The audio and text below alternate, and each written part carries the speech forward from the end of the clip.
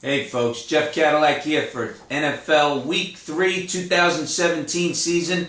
Of course, we're doing well in the videos. Again, last week, 2-1. Look for my best bet this week. Unfortunately, the best bet last week, Minnesota pulled a switcheroo. Last minute, they pulled Sam Bradford out for an injury, put in Case Keenum. They blow a game against Pittsburgh. Pittsburgh blew them out.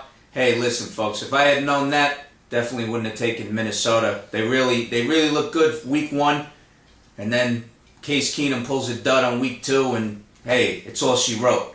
But anyway, moving ahead this week, we're looking at the Houston Texans at the New England Patriots this week. This is the game 1 that I'm looking at.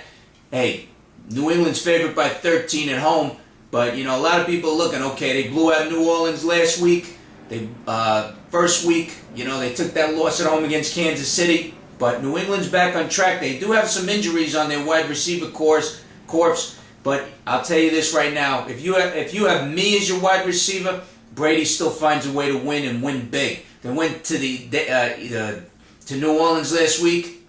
They beat them 36-20. They basically had a 30-point first half against New Orleans. And they coasted the rest of the way, but they covered big because the spread was like 6.5. New Orleans defense is terrible. We all know that.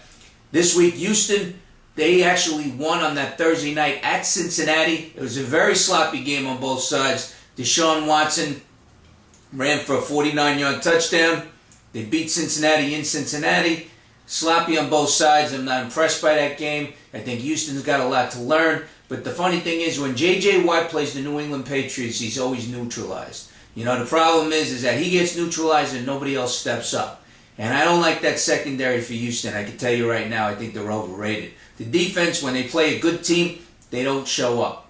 J.J. Watt gets he gets neutralized. They don't show up. Tom Brady and company, they have to get that running game going, but they use their running backs as wide receivers as well.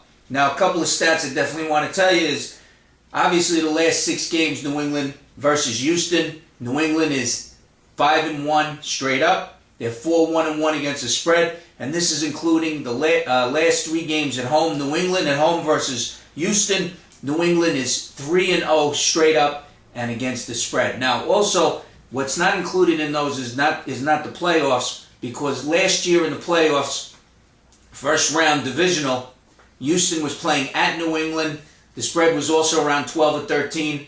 What happens? New England wins by 18. New England always has fun with this team. Even last year during the first 3 weeks when Brady was suspended, we all know, with a backup quarterback, they beat Houston 27-0. So Houston just can't seem to find their way against New England. I see a lot more happening this week. You got Houston, last 5, they're 0-5 against the spread away versus the AFC East. They just can't beat these teams. You know, Houston plays in that weak AFC South. I got to tell you right now, I'm not impressed by any of the teams in that division. Tennessee maybe looks like they're going to be the team this year that comes out of that division into the playoffs. But the rest of them, not impressed one bit. I like New England in this game. Like I said, New England, when they have a big spread, they don't do so well. But I got to tell you this. The last 6 times they had a spread of 11 or more points, they were 5-0-1 against the spread. So you got to take that into consideration. It's home. It's Brady. I think they're going to do very well. Take New England, lay the 13 points, and enjoy the game. Take care for now, and we'll...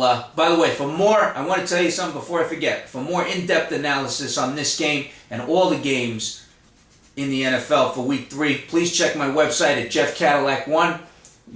Check out my other videos. Also on Twitter at Jeff Cadillac 1. My best bet of the week on Fridays. Take care.